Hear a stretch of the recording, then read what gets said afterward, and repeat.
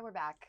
An alternative name for this podcast is we have no idea what we're doing, or Not a clue. we absolutely know exactly what we're doing, and we planned it this way. Fake it till you make it. Fake it till you make it. Yeah, so since we watched a little bit of what we had finished with, I was just saying that I felt like outside looking in, if people who didn't know me was looking at my life right now, they would think, oh, wow, what an unsettled place to be. Right. And it's not. This is the best. I mean, like, this is the most grounded, the safest, best that I have felt. Like, amazing. it is so nice and cool to be here. Because, well, I've been in lots of other places that weren't like that. Yeah. Well, I think too, I mean, we still live in a culture right now in the United States that is like, do X and then Y and then Z, and that will equal happiness. Yeah. And it's just not the case. And we're, as we'll discuss down the line, I'm sure, like, times are a changing, and what makes people happy and feel satisfied and fulfilled is completely different than what we used to strategize that it would be. And it's just not. Like, oh yeah. Well, people's opinions used to matter to me, and I think that was even something that was ingrained in me, is that you're supposed to care about what people think about you. Right. And appearances, which that's the way I was raised. Like, it doesn't really matter what's going on inside, as long as everything looks nice on the outside. Mm-hmm. That's what's the most important. And I'm sad for all the versions of me that lived the most unexamined life. Yeah. Like, I did not go back to, like, where did all of this come from? Like, believing that external things were the most important, or how things appeared to other people, or what other people's opinions mattered so much. Like, I didn't examine that a whole lot. I just lived life as though it were true. Right. And now that I don't give a shit about what other people think, I mean, like, I just forget that outside looking in, that living in a bus with your husband and your dog could be a little unnerving to people who are like, what is going on? I bet you have a lot of people that are really jealous though too, because there's an aspect of your life that in Barrett's that looks like freedom, you know, that looks. That's nice. Yeah, it is nice. I don't know why it's safe. Having that much freedom. Yeah. Feels the safest I have ever felt. Like, I have never had the dream of wanting a big cookie cutter house in a cookie cutter neighborhood with cookie cutter friends and the car and the whatever. Like, it's just never been that appealing to me. I've tried. Yeah. I wanted to be a normal person, right, for a long time, but I just wasn't. And maybe that's the reason for so many crash outs too. Sure. Was I was trying so hard to. Yeah, I think subconsciously we know that this isn't in alignment with who we are or where we're going, and so it's always trying to right the ship. Yeah. Which is like, yeah. But then I'm like, okay, crash into this iceberg. Right. Did you get it? Yes. Oh no, I have to learn, or historically, I'm trying to change that narrative, but historically I've had to learn hard, expensive lessons in order to actually stick. For me to get it. It has to be super impactful, because if it's a glancing blow, no, not a problem. Didn't mean it. That was a feather. Didn't leave a mark. Well, did you spank me? Right. Okay. Well, didn't leave a mark. Didn't count. Yeah. So I don't know, but that was where. So our obviously we're learning how to do this, and there's going to have to be grace given, because we're trying to figure this out. What I was telling Joan whenever we were not recording was, historically, perfectionism would stop me from being able to do this, because I would need, or feel like I needed it to be perfect, and perfect is the enemy of the good. Like, so we're just starting. Yeah. And that's why that first one cuts off and we're staring at the camera. Yeah. Cool. And we don't care. Yeah. No, and I genuinely don't. Yeah. I mean, like, it's very strange to me to know that I'm doing this and I'm not being performative. A part of it, I'm going to give credit to Joan, though. This is a new friendship, and making friends as an adult is damn near impossible. Making new friends, I guess. Yeah.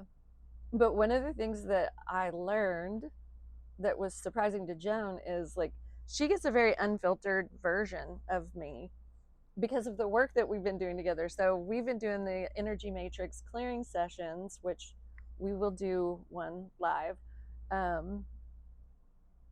Joan knows all my shit. Like it's all either come up or we've had to discuss things, and some, capital T trauma stuff, and some, other. So she has seen a very unfiltered version of me. That is not who I present to the rest of the world. I mean, like I'm usually trying to contain the woo or trying to contain the weird or whatever. And so I think I feel comfortable with you, which is why I feel comfortable doing this. Right Does on. that make sense? Yeah, absolutely. I hope I can extend to some of it outward, and you can start feeling more, Yeah, I at think ease. I will. I think I will. It's I just have to be asked. I for some reason you Got have a little to ask projector me. energy I know. in you. Learning that about myself, though, or about projectors in general, but has that talk about explaining an overarching theme Right. in my life, because I have felt like I have been the person that was saying the thing over and over again and nobody was listening. Right. And then once they got to the point where they knew whatever it was I was saying, then everybody was like, "Oh, we have all this new information." And I'm like, "Are you fucking kidding me? What are y'all talking about? I've been saying this for whenever." Am I in the room? And it felt really gaslighty or weird. Yeah. And it worked on my self-esteem because I was just like, why is it? Or whenever I was trying to introduce a new idea, if it wasn't accepted well, it felt like rejection to me. And then finding out I just need to be asked. And then once I'm asked, then like we're in an agreement or whatever. So I relate to that part of it. Anyway, Joan, who are you? How did you get here? Clearly reluctantly. Clearly reluctantly. I am a hairdresser by trade, a yoga student and teacher, but I don't want to teach anymore. What else am I? I'm a cat mom of too many cats.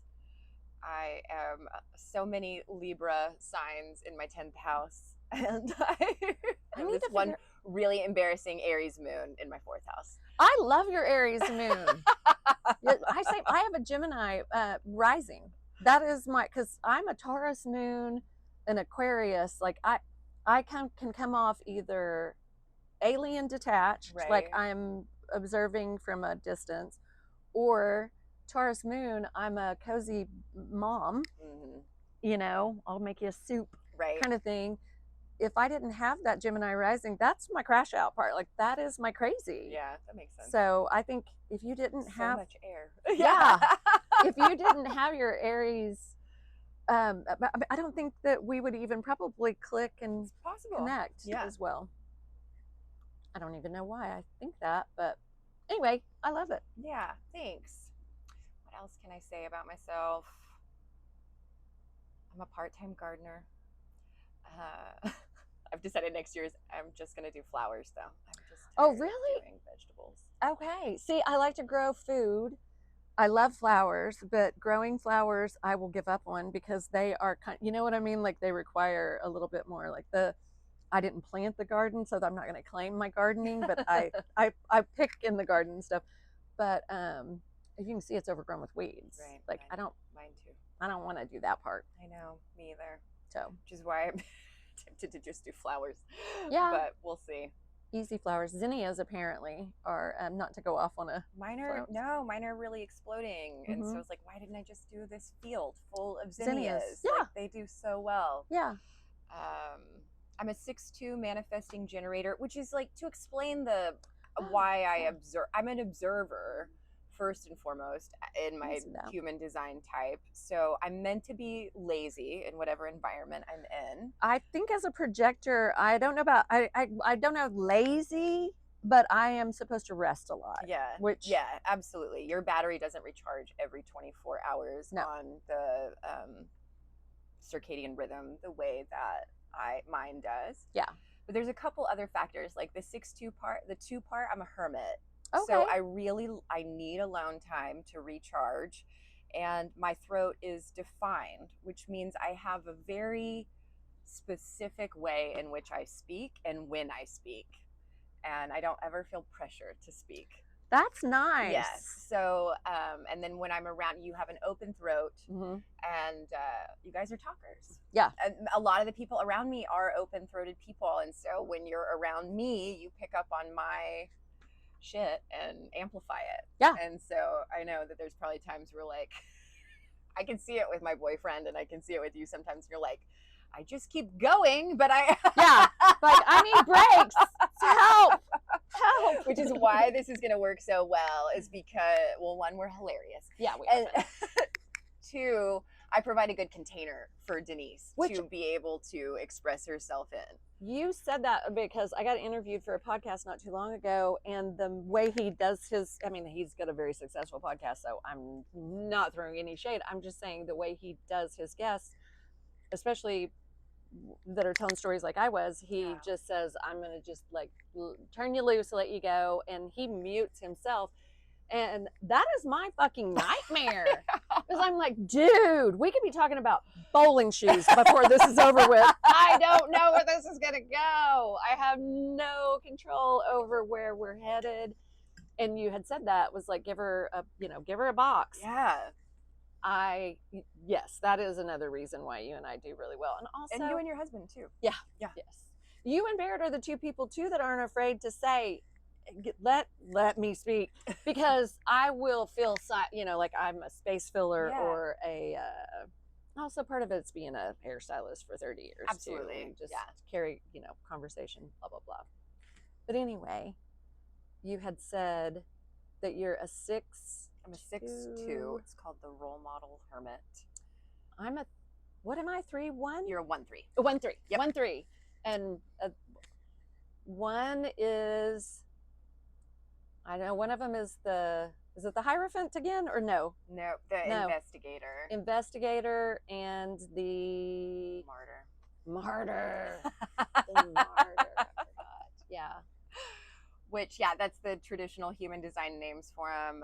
So the first part is like, the investigator part is probably the part that you know the most about yourself. It's like, you can't get enough information about whatever it is you're into. It could be buttons. Seriously. And hyperfocus. Right. Hyperfocus is real. And information and knowledge make you feel really safe. So the more you have of it, the safer that you feel. And that's how you interpret and alchemize your world. Yep. And then the third line has to touch the hot stove. You learn experientially. Yeah, experientially. That's a good word. Yeah, I don't know that I've used that very often, but experientially. You're right, though. I have to do it, touch it, taste it, smell it, feel it. Yeah. Crash it in the ditch. Right. Yeah, and that's another reason why this name is so suiting for what we're trying to do. So the 6th line is a 3 line for the first third of their life until they hit their first Saturn return. So I lived like what's called a 3-2 life, where I just wanted to try everything. I had to try everything. You couldn't tell me anything. And I blew it up and I burnt it down, and it fell apart kind of over and over again. And then I'm 42 now. I've spent the last 15-ish years in a hermit mode, trying to alchemize everything that has just happened. And it was really messy. And I had a lot of shame about it, because we get taught in human design language, okay, I moved from this part of my life, then they call it going on the roof, where you kind of rise above the fray and you take some time out by yourself to figure out what the fuck just happened for the first 27, 28 years. I did the same. Yeah. But it didn't feel like that's what I was doing. It felt like life was still very messy, and I was still making lots of mistakes and falling on my face. And then I was like, but wait, I'm supposed to be above this now. And the more I talked to other 6-2s, I realized this is very common. Hello. But I'll have to think about that. I feel like I'm just now starting to settle down, and maybe my life isn't going to be quite as dramatic for the last half of it. than the first Well, half first of all, was, because it was pretty intense. I hope I'm over. Uh-oh. Well, I know it probably didn't stop recording because we figured that out the last go around. We turned the screen time on. I don't know. We don't know computers, guys. I don't know. We'll figure it out. Oh, I know what I was just going to say. I'm 55, and I hope I'm over halfway. No, absolutely not. I'm going to say that out loud to everybody. I don't want to be 100. Like, I don't want that. I mean, unless I'm like rad and I'm functioning. If I could say in this meat suit, right, then sure, whatever. Yeah. 200 years, not really, but yeah, I mean, no. But as long as I am in the best version of a meat suit that I can exist in, sure. I know too much now too to be like, and I'm never coming back. Oh, yeah. By the way, yeah, speaking of woo and the things that we're going to touch on, I have a near-death experience story that will definitely come up because it just does. Yeah. But I have such a weird and loose relationship with being stuffed in a meat suit and living a 3D human being life that I'm resentful about it most days. I mean, like, I'm trying to be more in the land of the living and, you know, participating, but I've been in hermit mode too. I have been in, I feel like I'm I'm edging out of the shot over here fighting with pillows. I don't know. So let's get into the goo talk, because I think it's really important. I know in a broader, more generic sense, I just talked about this on the roof phase where you're hermiting, but I would say that specifically you and I over the last 2 years have been really in a like, let me pull all my energy back from the world, let me work a lot less, and, you know, kind of deal with that kind of programming that like my production equals my value in life, that everything I'm doing has got to be working towards money. It's got to be more and faster and better all the time. I think you and I both reevaluated relationships. Mine looked more like my friends, and yours was probably more friends and family. It was family. I mean, like my friendship group is pretty tight, and they know that I'm weird, and I can say, you know, I'm in a chrysalis phase. And plus we've also moved out. I mean, like, we are basically in the country as far as all of our friends that live in the city feel like we're off in the sticks. I mean, I love it for you. You are. Yeah, we are in the sticks. Some days I love it, some days I hate it. I mean, it is what it is. I like what it has afforded for this phase of the goo. I was just chatting with my chat GPT's name is Alex. They'll be talked about a lot too. I was just having a little truth in love session with Alex because, talking about being nervous about doing this today, and then about how vulnerable and, you know, just being really open and transparent about life and what we're doing, and how I feel like I guess, you know, mainly my family, my life is confusing too. Like, that, you know, doesn't make a whole lot of sense on the way I like to operate and do things. And I'm just not traditional. Like, I don't have the same goals. Like, I don't want the kind of life that, and it's not from a place of judgment. Right. I think that's the part that gets lost in translation is like, yeah, you do you, boo. Yeah, I don't care. I don't care. I don't want to live the, you know, I don't know. Yeah. And what did it? So I started asking you a question, but let me answer mine first. For me, this looked really intensely like I was in bed for 2 years, and I'm so lucky. I'm so lucky that I was kind of able to do that. I canceled more things, more appointments and dates than I kept. Same. I mean, they call it bed rot, but I mean, it really did. Dorsal vagal shutdown is what it's called. Okay. It is called, they don't call it a nervous breakdown anymore, by the way. I didn't even think that I was having a nervous breakdown. Yeah, or a nervous system collapse, a nervous reset. But a dorsal vagal shutdown is the way it was explained to me. But That's how I started coping for the past 2 years, was just like shut her down. Yep. We're just going to bed. I mean, it's sort of embarrassing, but this crash out looked like watching too much Netflix and smoking too much weed, which I'm not necessarily proud of the last part, especially. But we're going to be honest here. Yeah. So I don't have the weed hang up stigma or whatever, but also I what like it surprised Barrett to know like weed was new to me within the last decade or whatever. I mean, like I for when I say I didn't live a traditional life, I have not lived traditionally in a really long time, but I um moved, two of my musician friends moved in with me, and we had our little hippie commune going. That was, you know, my salon was next door, my house, and oh, cute. This on 16th? Yeah, cool. Yeah, it was so much fun. It was bet. such a fun time in my life. Oh my gosh, it was so much fun. I mean, it was also very messy Yeah. and very chaotic, but man, did they ever have good and a lot of weed. So I learned how to not I smoke is I would rather eat a gummy. So Yeah. whenever I say but I appreciated it as an adult, which sounds like a stupid thing to say, but like for me it's an immediate, like I idle at 75. Right.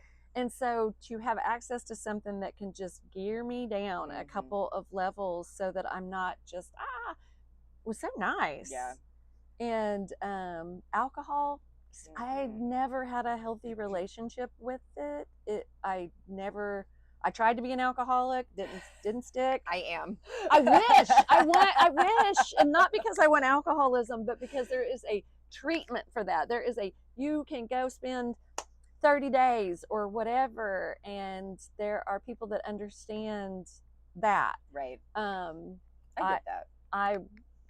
If that had been my thing, I would have probably been way more grateful. But I have all of the wreckage from that you would think. Well, not all of. I've never had a DUI or went to prison or jail or killed somebody or anything like that. But man, did I ever make shitty choices, and did I ever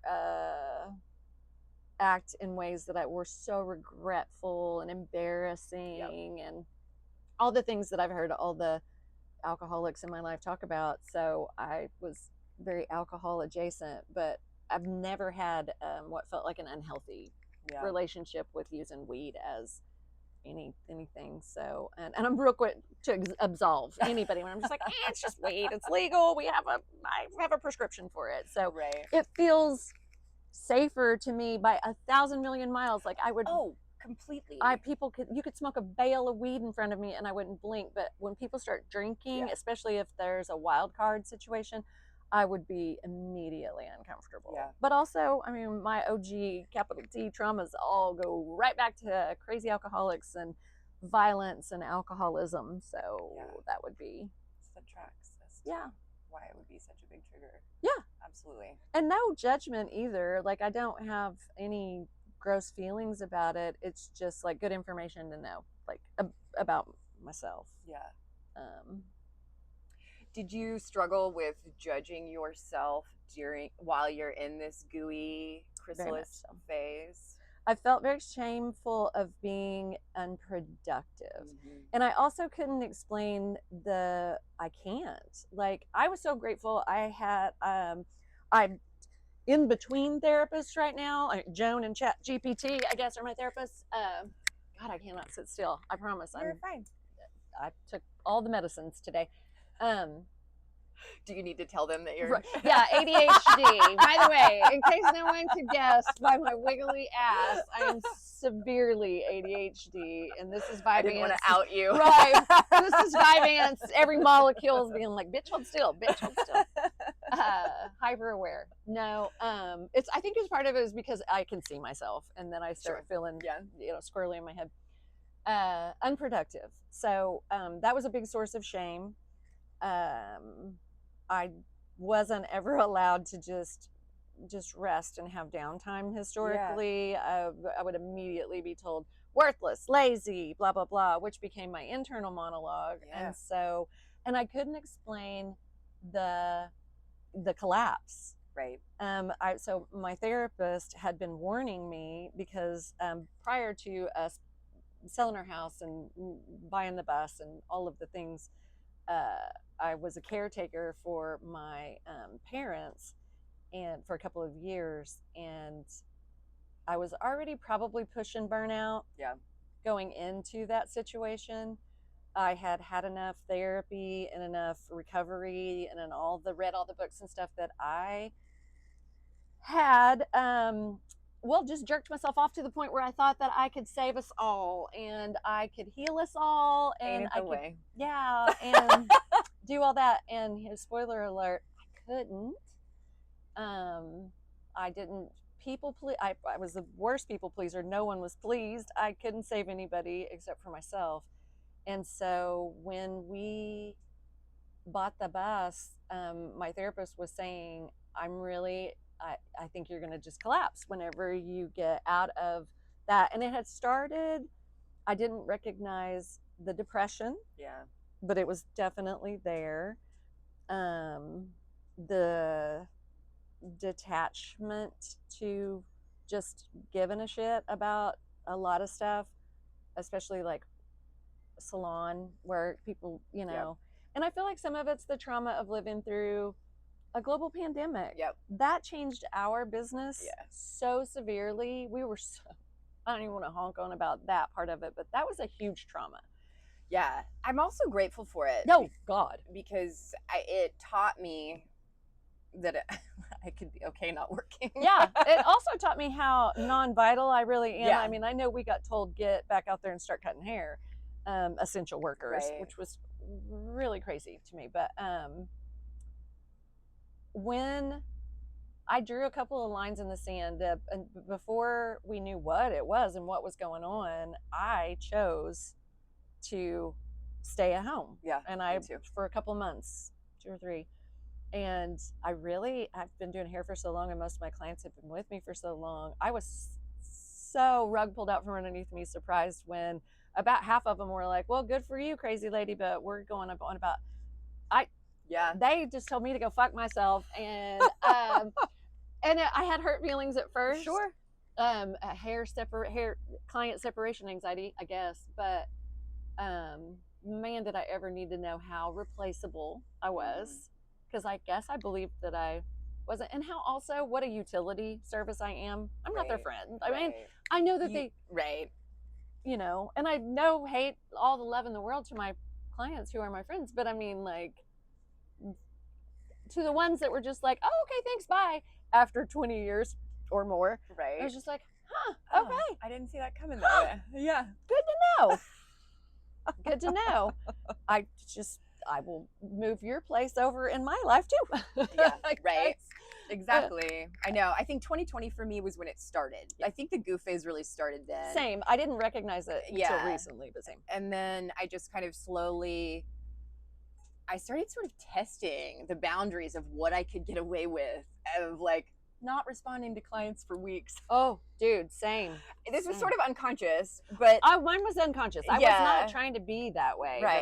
But I was just maxed out, and so it happened, and then I realized, like, oh, I can kind of get away with it. The world doesn't fall down when I disappear for a while. Yeah, I'm only keeping me alive. Yeah, and so that was good. And then I found stricter boundaries around how much I worked. And then I was ready for a career switch completely, and I started paring it down. And when that happened, I think I fully entered, I'd like closed the chrysalis completely. Yeah. And entered the like full gooey phase. And I'm barely dipping my toes out. I feel like I'm barely breaking out. But I think it's time. And I think that's why we're doing this, and we both feel the urge to do this now, because I think a lot of the world's been gooey, trying to figure out what the fuck just happened and where are we going. And it just feels like action time now for some reason, when it didn't even 2 months ago. I feel like too, the people that stayed with me, because I do hair still part-time, but I do energy work with my clients. Like they come to me for, I mean, therapy is what they call it, but I mean, we're just literally moving energy, and I would like to find a different way to do that and not have to be any one thing any more. And I don't know, I feel like same action time. Definitely time to present myself in a totally different way. Yeah. Like I feel like I keep saying I'm taking on a final form, but our Wednesday night meeting, we get to a regular Al-Anon meeting. That's my 12-step recovery program is Al-Anon. I'm a black belt codependent people pleaser. God, open a vein, just Right. bleed Yeah. for Just people. take me. Oh God, yeah. Do you just, need me? I will just, God, Eat, Pray, Love. Remember when that book came out? Mhm. There's a line in there where she was talking about, I will, give you my money, my time, my dog's money, or Right. my dog's time. I don't remember how she worded it, but I remember relating so much to that, and in recovery and Al-Anon, just learning too that I'll let my life fall apart while I'm helping other people keep theirs going. Yeah. So 2020 definitely, I mean, there were parts of it that that were so hard and so weird, but there were parts of it that were also really great. Like I had a huge spiritual Yeah.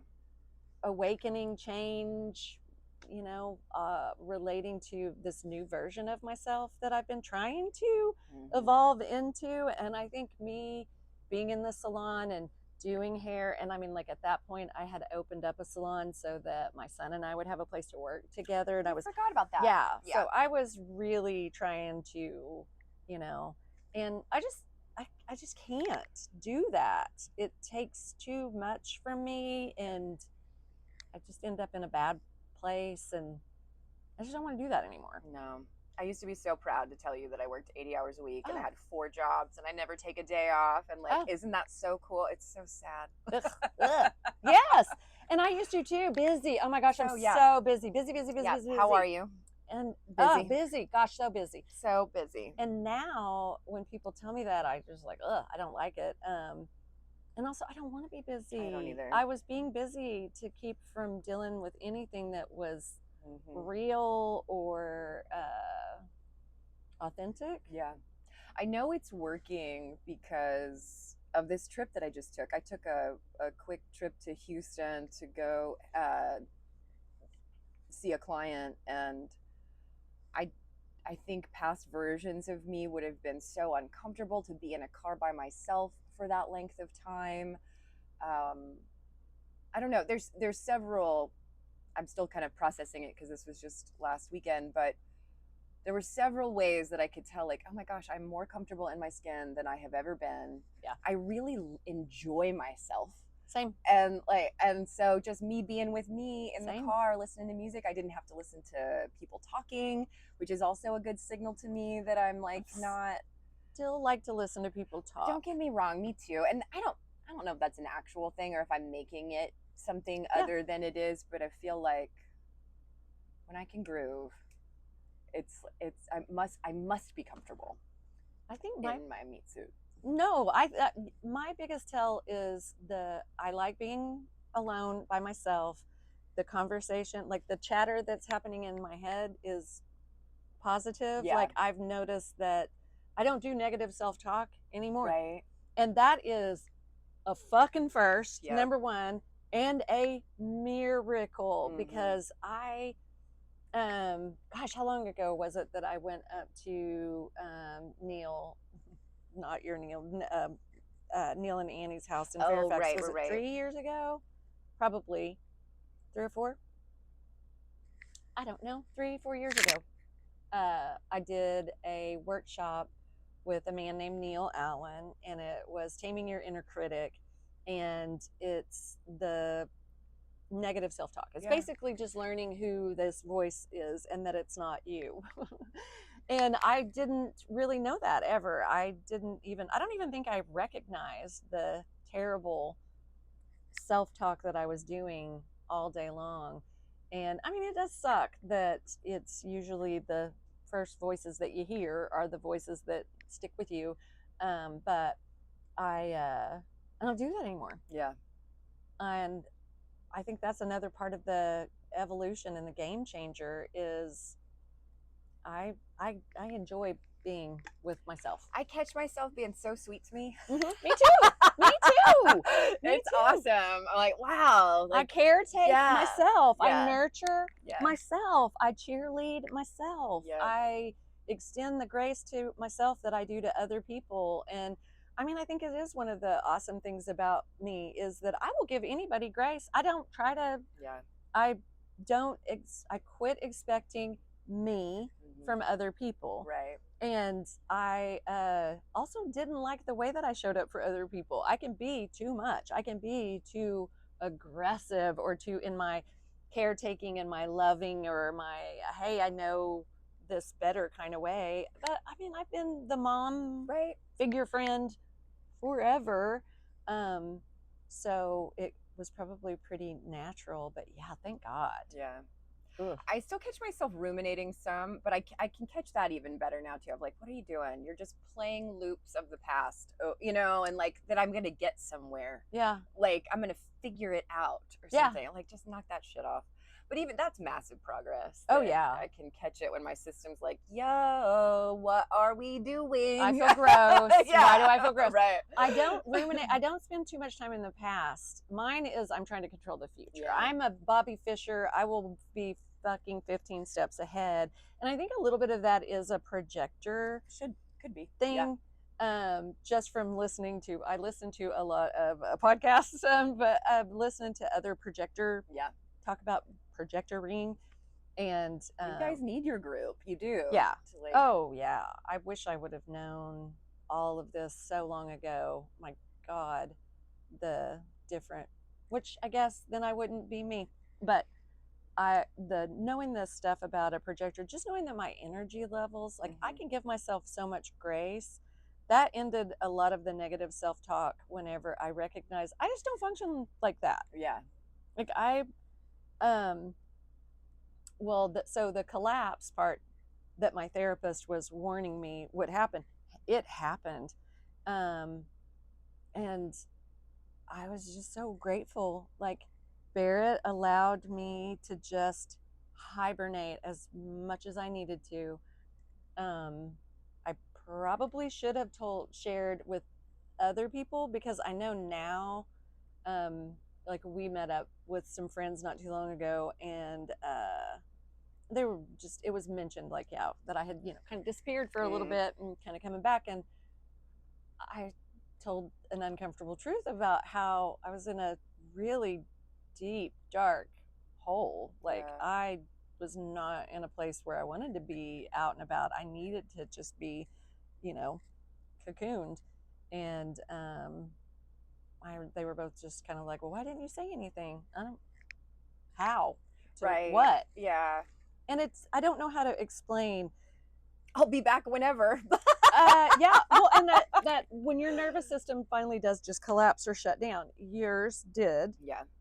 Mine did for sure. Like I remember, and you were really the first person that I talked to about it, that you were like, oh yeah, me too. Same. Like I just crawled in bed and just couldn't get out. I thought I was clinically depressed. Like I told Barrett, I was like, I might need a patch, a pill, a treatment facility. Like I need something. And that was when Jenny, hey girl, hey, my therapist, she was like, no, this is what I have told you is going to happen. Your nervous system is finally in a place where you feel safe to and unravel. Yeah, and I did, and that has been it's been over a year. Well, we've been in the bus for a year in July, so it's just been a year of this part of it where I've truly just gotten to hermit, and I love it. Probably too much, because I begrudgingly am going to move out into the world again. Ugh. Well, I still with work, I'm like, I don't want to. I want to, but I don't want to work a lot. Yeah.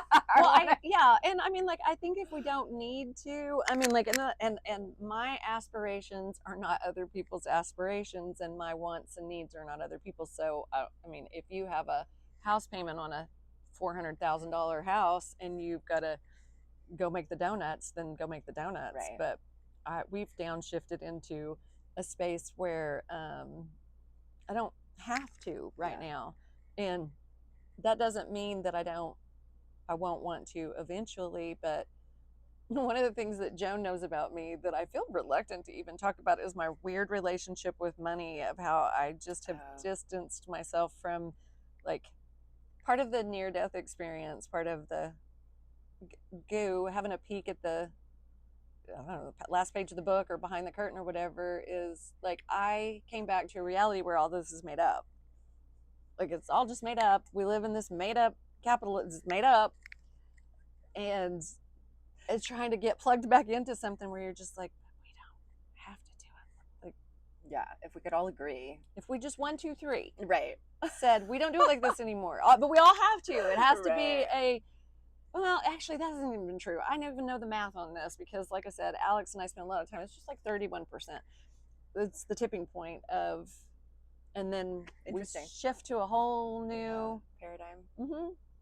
And I think we are moving Oh, for sure. in that direction. But yeah, I've got money hangups too. I did an apathy on money session Wednesday. Oh yeah? Yeah. I have that myself. I know. So- We did a big, I can feel the shift from the last session that you and I had. I wish I'd have grabbed my little paper from it, but I was telling Barrett about it literally when you sent me the transcript. That was I don't know, that was a huge shift. And I'm trying to think of what was it was apathy around money was the diffusion that we were doing, but there was a part of it that was deeper than that. And of course I'm going to draw a blank because I'm being recorded doing this, but the shift that I've made is it's around reframing it around energy. Yeah. Instead of thinking of it as, or power. Like, Right. I think of money as the gas in the tank to be able to do the things. And I like to do things. Right. So therefore I do like that energy. Yeah. And I want that energy around me. And I don't know. I want to be more possibilities oriented in my thinking around money. And instead, I'm still very narrow. I'm very conditioned that money comes from work and you have to work hard for money. And like, and I don't have that. right. Oh, really? Yeah. I'm still, it's better than it's ever been. And I get the, like, love what you do. You never work a day in your life. Like, yeah. Mine is way more woo-woo magical than that. It's embarrassing and I shouldn't even say it, but I mean, like, it's the whole give the universe a wallet and let it fill it kind of thing. Like, or, placing an order, to thinking of it as the waitress has approached your table. Right. And, I would like this amount of income or whatever. Yeah. I guess I believe, I know. You're like a belief adjacent. Right. I'm belief adjacent, but I can tell that there's still underlying programming that makes me feel like, because even then it's like the universe is opened up and my needs are taken care of. I have not had to change my lifestyle one really iota. And I'm making less money than I've made in 20 years. Same. And I'm the happiest that I've ever been. Same. And also, it's about time that I need to start making some money. Same. I mean, like, same. Because it's like, I've got shit I want to do. Yeah. And mainly, I just want to travel. I want to travel. I also want to be generous. And Me I've too. not been able to be generous in the ways that I prefer the last couple of years. And that is driving me bonkers. I do too. And I want to be able to be generous in a very altruistic way. Like, I don't want necessarily people to know that it's me being generous. Sure. Yeah. Well, except for like my grandkids. That's different. I would like to be able to, like, they want to go to Disney World. I would rather shit a knife than go to Disney World, but it's not the happiest place on earth. No, it's the most expensive, sweatiest, stinkiest place on earth. Like, those were my takeaways. I remember just being. I went to Disney World in August, so there's that. That's on me. But when my kids were little and we went to Disney World, it was so hot and it was just so much walking and sweating and just that. But so many people. And I kept thinking, God, the European trip that we could be on right now for the amount of money that we're spending on this. But long story short, if they like it, I love it, and I want to be able to do that for them. And then other than that, like, yeah, just be able to be generous in ways that feel important at the time. And like a lady whose podcast that I follow, her name is Jessa Reed, might as well go ahead and invoke her name right out the gate. She's the one that said, why aren't you doing a podcast? Like, you should be doing this. She had started something years ago. I started her podcast from the beginning. And she had started something that she called the Imagination Project, which was, and I'm probably going to do a shitty job of explaining it, but she started this kind of a network of woo-woo, like healers. Okay. And it's kind of like you can fund it, you can donate to it and pay into it, and you're basically paying it forward. So like Joan would offer her energy matrix clearing sessions, but let's say Joe, average person, couldn't afford that. Well, I can. So I'm going to into this pool that we have of all these people. And some of it is massage or energy work or a freaking psychic or a tarot card reader or whatever. Whatever your modality is, if you can do it and you want to be presented to the public, that was the little forum. I don't think that it still exists. I think she was probably about 10 years ahead of her time. To be really honest sounds like it. Yeah. Well, I started listening to, I kept telling you and Allie and a couple of other people to listen to her, I can't remember. It's AOD. It's Awakening Orientation Department is what it stands for. And she had started that because she had had a near-death experience and she got a download from the universe and was trying to give everybody the shortcuts that she had in a very concise way. And so I thought, well, maybe I need to listen to this again. Yeah, it was for me. Sorry for all the preaching I'd been doing. It was for me. I need to listen to it again. And she's been about 10 years ahead of everything on pretty much everything she had said. And she's not a projector, right? She's a manifesting generator, but her partner Mark, which by the way they just announced they're getting married. So I know, congrats. Congrats, Mark and Jenna. Jessa. He's a projector. Okay. But anyway, I would like to pick that rope back up. Like I've said all along, I've gifted sessions with Joan to at least 3 people, which.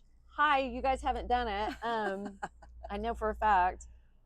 Anyway, I would love for that to be a resource type thing. And I'm not trying to pick up the Imagination Project, but I would like to be able to do in my own way instead of in the capitalistic way of, does that make sense? Yeah, absolutely. Woo-woo. Right. Capitalism. Yeah. Woo-woo brand. Exactly. I love supporting other small businesses, and if you love making socks, I want to pay you for your socks. For your socks. Yeah,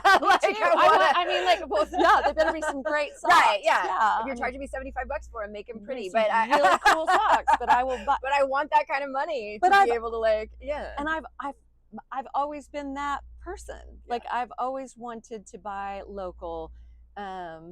I remember my family always getting so irritated at me because I've never been an Applebee's person, is what I've said. Yeah. I've never wanted to go eat Please don't make me eat at Chili's. Sorry. This podcast will never be sponsored by Chili's. Hilarious if it would be. Yeah, someday. That's funny. But also I have food allergies, so I can't eat everywhere. So of course, also add celiac. Yeah, celiac disease. So of course I'm not an Applebee's person, but even prior to 30 years ago, even when I was young, I always wanted to go, let's go eat at the local place. Yeah. Like, let's go find the good Mexican food place. Let's go find the good whatever little diner and have a good breakfast. And that I'm not ashamed of that now, but I was always told like, oh my God, you've always got to be that person. Right. That was not coming from a bougie place. It was coming from I want to experience this place. Yeah. Live like a local. Right. That's actually how I want to experience the world. Like if I could have my dream, I would spend 2 or 3 months, and maybe 3 or 4 months at the most in a place and then move on. And I'm not saying I wouldn't circle back to it. But like Fairfax, California, beautiful. mountaintop. It is so charming and so cute. I wouldn't want to live there full time because there are some things about living on a mountaintop that just aren't crazy convenient. But for a couple of months, Yeah. hell yeah, yeah, I could do that. I don't know why Fairfax popped up, but I want to sample. Yeah. I love it. Well, friend, do you have anything else left to say about being a gooball? Mm-mm, Okay, no, me either. Other than, I think, if you guys out there are going through this, it's tricky and it doesn't feel as awesome in the process of it as you No. kind of hope that it will. But I think, so if you catch yourself still beating yourself up occasionally or still having to like process what it is that you're doing as you're taking good care of yourself, just know that we had to do that too. Yeah, and also there's not this revelatory end that Yeah. I think everyone expects to get to, or maybe like they even hold other people to. For instance, like, oh, you've been doing all of this work, and oh, you're still doing that? Yeah, forever. Yeah. Forever. Right. I hope so. Yeah, I don't exactly. ever want to go back to being a stagnant person that isn't trying to figure out a new layer or level or perspective. That sounds really sad and boring to me. Right. And again, not from a judgmental place, but for the way I'm geared, that just Yeah. doesn't sound. Same. I am a catalyst of sorts. And so I spin people into me and away from me Mhm. unless I'm doing the chaos thing. And Yeah. then it's, becomes my own weird tornado. But Yeah. Oh God, me too. I know you either like how growth oriented I am or you don't. Right. And most people can take, I mean, Yeah. you and Barrett, there are a handful of people that can take prolonged exposure, but most people just need a sip or two, which Yeah. is why I think the way that I have been a hairstylist for so long for people is because they get a couple of hours with me a month, and then that they get filled up with Right. that, and Same. then they go away. Yeah, I think we're both great hairdressers, but I don't know that that's the point that keeps our No. clients coming back to us. No, I it's mean, who I'm good we at are. doing hair. I'm not saying I've never proclaimed to be the best, but I'm good. Yeah. And I mean, nobody would be coming to me for 30 years. Right. I'm not, but yeah. But it's their connection to you also, except for those stupid people 5 years ago. That was such a shocker, which, again, no hate, but also wowzers. Yeah. Like, woo, that was a curve. We had talked about doing like a card pull. Look at us with our little notes here. As an outro. I'm sure our closing of this is going to be as graceful as our Right. entrance to everything has been. We can either pull a card. I've got the oracle cards here, or just my regular deck, or we can. Let's pull an oracle card for this episode. Okay. Move some stuff out of the way. I tried to shuffle them. That size cards I don't work it's with huge. They're really well.